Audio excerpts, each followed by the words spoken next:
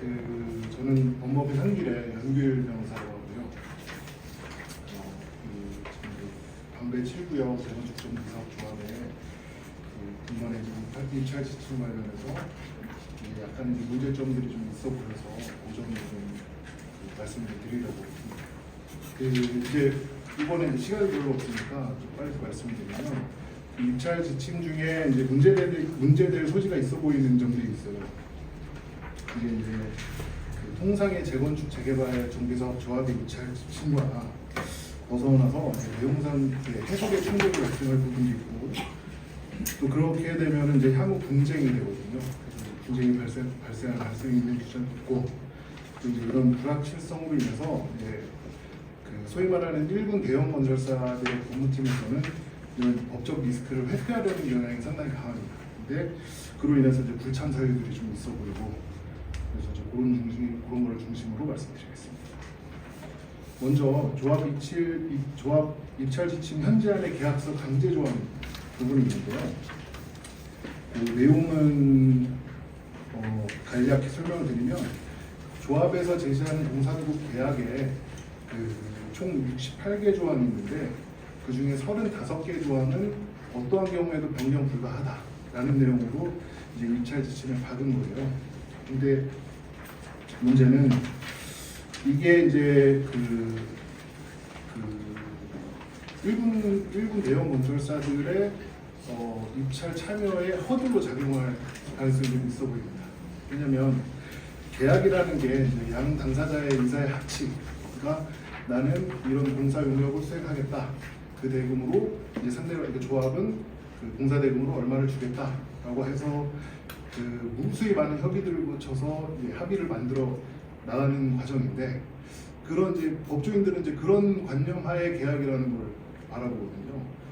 근데 변경하지 못하는 조항들이 68개 중에 35개가 있다라는 것 자체만으로 상당히 부정적인 인식을 가질 가능성이 좀 높아 보입니다.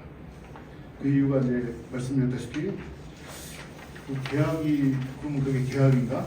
그래서 이와 관련해서 분쟁이 발생할 가능성이 있지 않을까 그런 점이 좀 있고 그래서 이제 타구역 사례를 이제 보시면 신반포 16차 사만 가락 현대 1차 같은 경우에는 이런 제한 규정이 없습니다.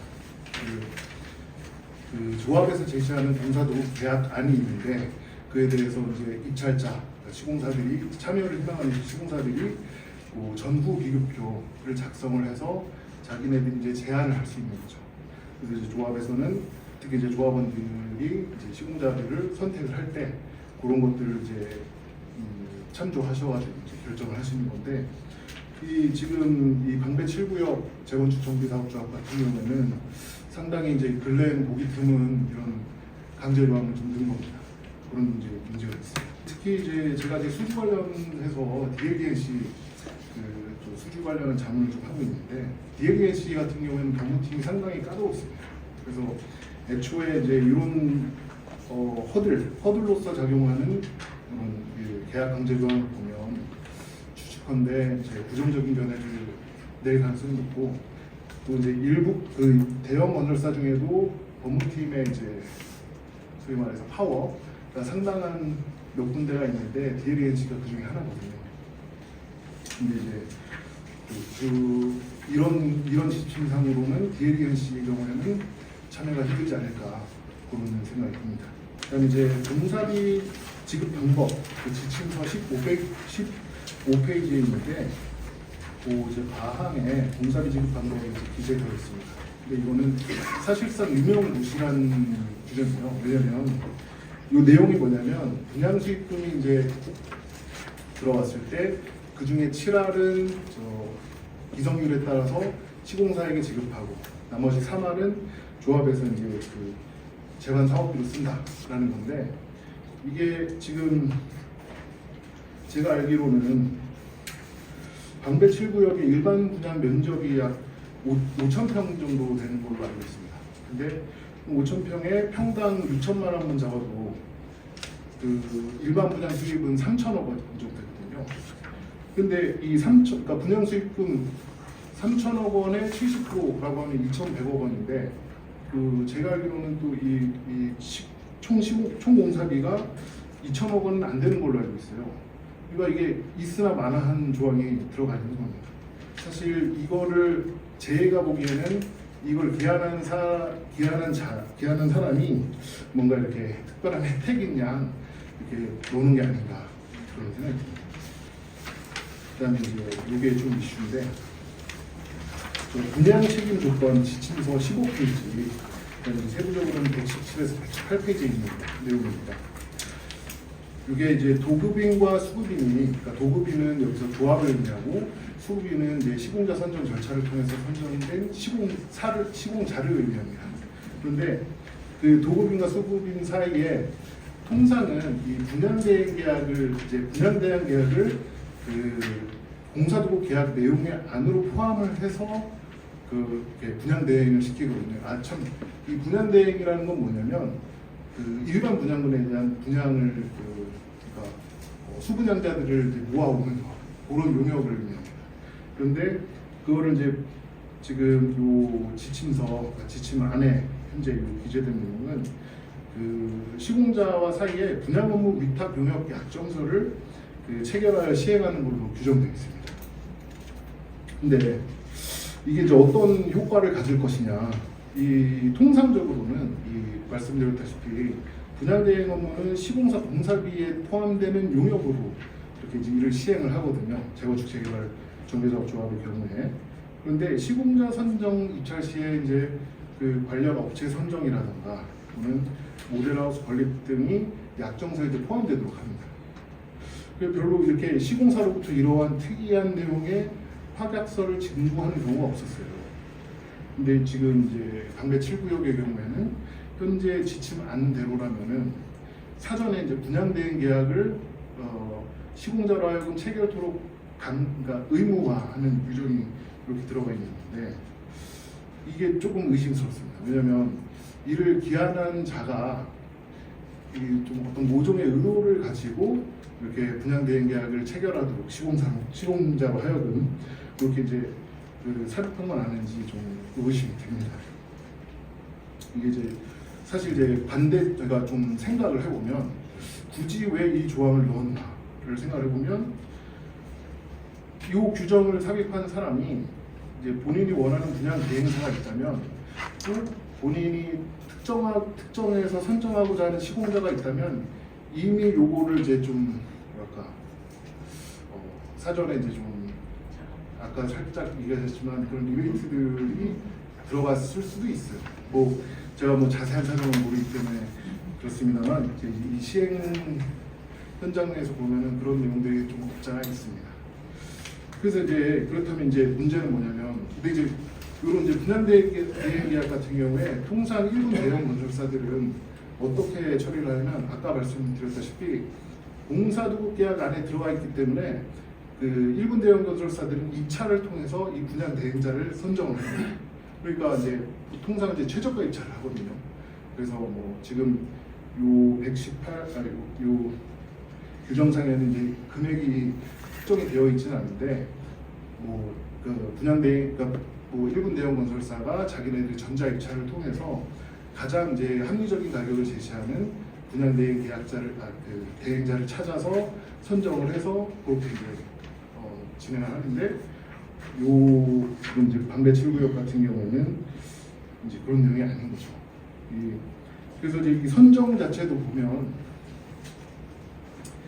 그 조합에서 3명, 그 다음에 시공자에서 3명을 각각 이제 3명이 그 분양 대행자를 선정하는 방향으로 이렇게 적혀 있습니다. 그러면 일본 대형 건설사들이 과연 이 일본 대형 건설사들의 법무팀이 이걸 바라봤을 때 좀 이상하다라는 생각을 할 걸로 보이고 그러면 이제 입찰 참여에 대한 장애 규정으로 좀 볼 가능성이 있어 보입니다.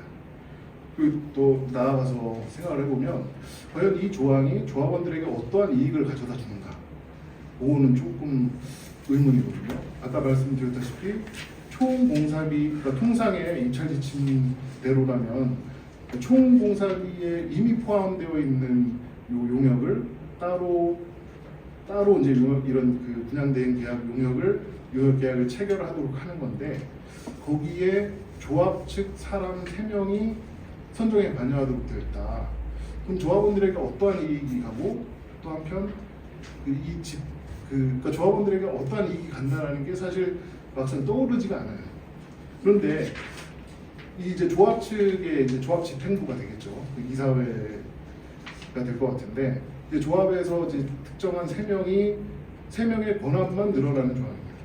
그래서 이게 결과적으로는 투명한 사업 진행의 방해 요소만 될 뿐이지 벌써부터 그런 논의가 좀 있으신 것 같은데 오해가 만약에 설령 조합에서 그러한 의도가 없다, 어떤 뭐 리베이트라던가 어떤 그런 비행위를 염두에 두고 있는 게 아니다 하더라도 오해의 소지를 불러일으킬 조항입니다.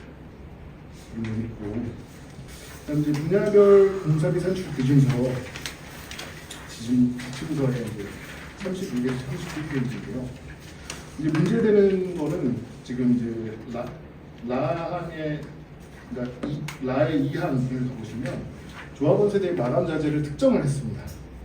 근데 이제 물론 이제 그럴 수 있어요. 왜냐면 개포주공 4단지 같은 경우에도 조합원 고급화 특화 TF를 운영을 하면서 마감재들을 아주 좋은 자재들로 이제 넣는데 문제는 이게 이제 그거는 이제 공사도급 계약을 체결을 하면서 협의 과정에서 이렇게 이제 들어가는 내용이었는데 지금 이 방배 7구역 같은 경우에는 아예 어떤 특정 브랜드와 스펙이 정확하게 특정이 된 상태입니다.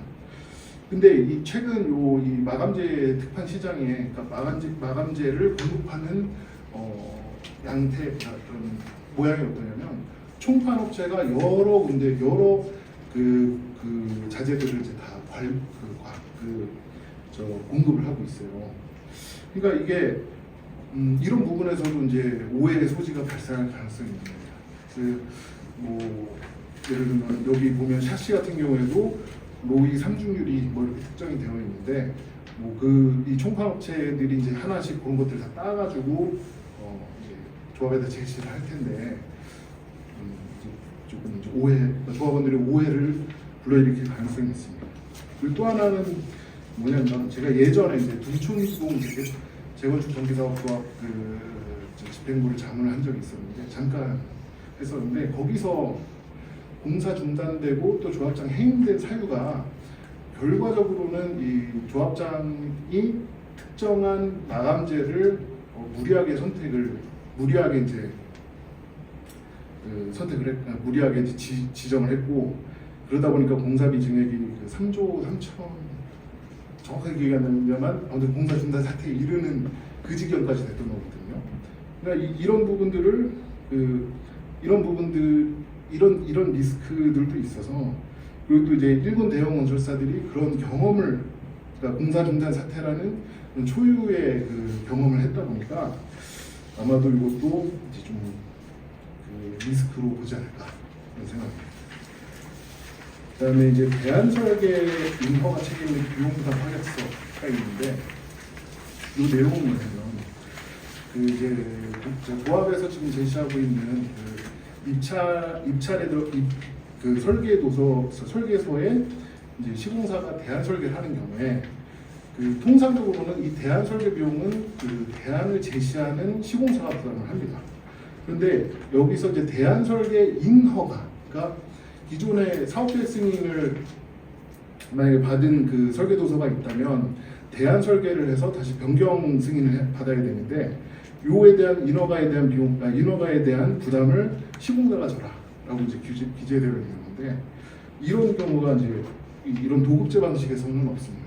이게 이제 도급제 그러니까 이런 공사도급 계약에 그러니까 재건축 재개발 사업에서 공사도급 계약에는 지분제 방식이 있고 도급제 방식이 있는데 이제 쉽게 도급제 방식은 쉽게 말해서 시공자는 건물 지어주고 조합은 공사대금 지급하고 이걸로 끝인 사업 방식을 도급제 방식을 합니다.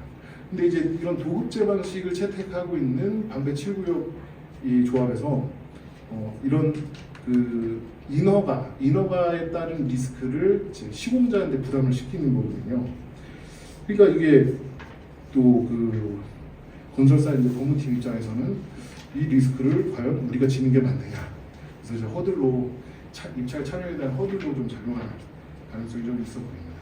또 하나가 지금 보시다시피 그 최근에 모 현장에서 있었던 일인데요. 그 애초에 그 조합에서는 마찬가지로 이제 대안 설계에 대한 인허가 책임과 그 비용 부담에 대해서 대안 설계를 제시하는 시공자가 부담한다라는 취지로 입찰 지침을 작성을 했었습니다. 그런데 그 현장에서는 이제 1군 대형 건설사 2군데서 그 경쟁이 있었는데 결과적으로는 한 군데가 그냥 입찰을 포기했어요. 이 지금 이런 리스크들 때문에. 그러다 보니까 결과적으로는 그러니까 남아 있는 요 A사라고 하겠습니다. A사가 수의 계약으로 그러니까 무경쟁으로 그 시공자 선정이 되고 말았던 겁니다. 근데 문제는 그러고 나서 이 시공자 수의 계약으로 시공자 선정 절차에 이제 돌입한 이 A사가 제안서를 이제 다시 작성을 하면서 제안서에 대안 설계 인허가 책임 및 비용 부담에 대해서는 조합이 부담하는 걸로 제안을 바꿨고 그게 이제 결과적으로 최종적으로 그렇게 협의가 됐습니다. 그러니까 결과적으로는 애초에 최소 두 군데 이상의 그 시공사들이 경쟁을 있도록 할 수 있었던 구조였음에도 불구하고 이제 이런 허들 규정으로 인해서 한 군데가 입찰을 포기를 하고 한 군데가 그냥 수의계약으로 시공자 선정이 되는 그런 일이 발생하는 거죠. 그 문제는 뭐냐면 지금 이와 같이 그 소위 말하는 1군 대형 건설사들이 들어오기 그러니까 입찰에 참여하기 힘든 구조를 만들게 되면 결과적으로는 이제 무경쟁 또는 경쟁이 약한 그런 이제 그 시공자 선정 절차가 되다 보니까 결과적으로는 조합원들한테 그 부담이 전가가 되는 거거든요. 그래서 사실 지금 이제 그 나름 그러니까 좀 생각이 깊으신 분들은 이 지금 조합에서 제시하는 또는 조합이 추진하는 그런 2차 지침들을 그냥 무비판적으로 빨리 사업 가야지라는 생각만으로 받아들이는 것만큼 위험한 게 없어요. 진짜 그 공사도급 계약도 시공자 선정이 됐다고 하더라도 공사도급 계약 체결하는데도 한참 세월 걸리는 게 그 실제 일어난 일이거든요. 그런데 이제 저도 이제 조합원이었던 사람이었기 때문에 그 마음을 잘 알거든요. 빨리 이 사업이 저 같은 경우는 22년 기다렸습니다. 22년 기다려서 근데 그러니까 그렇게 뭐랄까요? 엄청 그 사업 지연이 되는 것들만 보다 보니까 무조건 찬성표를 던지게 되거든요, 사람 마음이. 근데 그렇게 되면 결과적으로 내부담이 상당히 많이 올라갑니다. 그래서 분담금의 규모가 물론 그 받으시는 평형에 따라서 다 다르시겠지만 어마어마할 수도 있습니다. 특히 지금과 같이 시공비가 좀 많이 오른 상태에서는 어마어마하게 올 수 있어서 지금과 같이 철저하게 따져보시는 게 맞습니다. 이제 많이 보이기 시작했고 심지어 이제 건설사들이 조합을 공격하는 상태까지 요새는 보이기 시작했거든요. 그런 측면에서 과연 우리가 다른 구역과 다르게 이렇게 각종 인허가 비용, 그러니까 대안설계 비용을 대안설계 인허가 비용 및 그에 따른 그 책임을 통상은 도급제 방식에서는 조합에서 지는데 시공사한테 부담하는 내용으로 우리가 추진을 했을 때 과연 그러니까 조합원들이 원하시는 그 시공사들이 들어올 것이냐 그 문제입니다. 그런데 지금 말씀하신 게 통상적으로는 도급제 방식에서는 이런 조항이 없다라는 말씀이신 거잖아요. 예. 근데 최근에 이런 조항을 둔 입찰 지침서들도 있는 거 아닌가요? 그러니까 이게 이제 말씀드렸던 이 사례가 그랬었거든요. 근데 결과적으로는 이 사례도 이 대안설계 인허가 책임에 대해서는 결과적으로는 조합에 다시 수의계약으로 넘어가고 수의계약 단계에서 결국은 다시 변경해서 조합으로 넘어갔다 그 말씀이신 거죠? 그러면은 이거를 허용한 사례는 사실상 없는 거예요, 도급제 단계에서는? 제가 아는 한 없습니다. 그러니까 이제 그런 데다가 그 예를 들면 이제 뭐 도급순이 뭐 한 10위권 밖 또는 뭐 20위권 밖께서는 감안할 그러니까 이런 리스크를 감안하고서라도 들어올 요인이 있어요. 왜냐하면 방배출구역 같이 핵심 요지에 우리 이름을 우리 브랜드를 내세운 아파트가 들어선다 이런 것 때문에 이제 저 시공사의 최고 입국들도 야 그 리스크 감안할 수 있어라고 판단을 쓸 수 있는데 제가 알기로는 대형 건설사 1군 건설사들은 그런 의사결정이 쉽지가 않습니다. 수지 심의 단계에서부터 엄청난 공격을 받거든요. 그래서 그렇습니다. 예. 수의 계약을 해놓고 나중에 그 업체랑 뒤에서 다른 임연 계약서를 쓴다, 임연 계약을 한다 이런 말이 있는데 그게 사실입니까? 그런 사례가 이제 둔촌주공에서 발생한 거거든요. 둔촌주공에서 그 이제 공사비 이제 둔촌주공이 이제 대부분 아시겠지만 공사비가 3조 원 가량 이제 증액이 됐어요.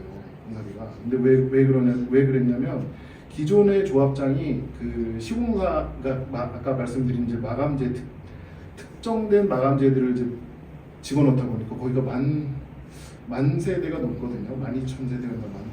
그런데 그 특정된 마감재들을 집어넣다 보니까 공사비가 이제 무수히 증액이 되는데 이 리스트를 공개를 안 했습니다. 조합장이. 그러니까 이제 해임이 됐고 뭐 그런 이제 일이 발생한 거죠. 그러니까 제가 알기로는 요런 이제 허들 조항들이 있는 상황에서는 뭐 받아들이는 시공사들도 있겠습니다만 그게 이제 말씀드렸다시피 1군 대형사들은 거의 어렵지 않을까라는 것이 생각입니다. 이대로는 거의 그렇죠. 수의계약으로 갔을 경우에 어떤 부분의 리스크가 좀 더 우려되는지에 대한 부분 한 번만 더 설명해 주시면 그러니까 무경쟁이다 보니까 그러니까 그 대부분의 이제 그렇게 이제 수의계약을 통해서 시공자 선정이 되는 경우에 그때부터는 이 시공사들은 통상 그 공사도급계약 체결을 안 하려고 하거든요. 시간은 엄청 끕니다. 왜 끄냐면 그 시공사 입장에서는 착공 직전까지 착공 직전에 이제 물가들이 이제 그때까지는 오를 거라고 예상을 하기 때문에 어떻게 해서든 이제 그 공사도급 계약을 체결 안 하려고 하거든요. 근데 수의계약으로 그렇게 선정이 됐다라고 하면은 사실 뭐 그 시공자 선정 총회를 열어서 그 시공자 선정 결의를 취소하는 것도 이 조합원들로서는 허들이에요. 왜냐면 아니 그럼 또 사업 지원하자는 거냐 이 마음의 부담을 가지시거든요. 근데 결과적으로 보면은 그게 맞는 일이긴 하지만 근데 이제 일반 조합원들 저도 어렸을 때는 이제 그런 상태였었는데 아니 왜 그렇게 그 딴지를 걸어서 사업 지원을 시키냐라는 마음으로 그냥 야 그러니까 쟤네가 하고자 하는 대로 하자라는 그 마음의 장애물이 생겨버리더라고요. 그게 그래서 돌리기가 쉽지가 않습니다. 그런데다가 그 도급인, 그러니까 조합이 시공자를 상대로 설령 착공에 들어가기 전 또는 착공에 들어갔다 하더라도 일의 완성이 되기 전에는 도급인은 언제든지 시공계약을 해지할 수 있거든요. 그런데 이제 최근에 그 흐름이 2010년대 후반에 들어서는 이런 공사도급 계약을 해지당한 시공사들이 조합을 상대로 손해배상을 청구하거나 또는 시공자 지위 확인 소송을 청구하거나 라는 식으로 이런 공격들을 이제 해내기 시작했고 실제로 이제 모 건설이 모 조합을 상대로 그런 이제 1심에서 410억인가 손해배상 청구 승소 인용을 받았어요. 그 부산에 이제 뭐 지금 재개발 구역 같은 경우에 거기도 올해 1월에 이제 시공자 선정이 됐다가 지금 시공자 선정 총회 그러니까 취소 결의를 지금 이제 그 총회를 오늘 열거든요. 오늘 열는데 거기 같은 경우에도 사실 그게 아주 합리적인 빠른 판단인 거죠. 왜냐면 1월에 선정을 했지만 얘네들이 이 시공사가 조합에게 약속했었던 뭐 이주 그러니까 뭐 그런 이제 그 의무들을 약속했었던 것들을 제대로 이행하지 않으니까 빠르게 그냥 시공자 선정 그 취소 총회를 여는 거거든요. 그러니까 그런 의사결정이 가능한 조합이라면 괜찮은데 그렇지가 않은 그러니까 소위 말해서 그냥 잘 이 사업만 빨리 가자라는 그런 그 마인드를 가지신 분들이 많은 곳은 상당히 허들이 있습니다. 혹시 뭐 질문 더 없으시면 오늘 여기까지 할까요? 예, 오늘 감사합니다.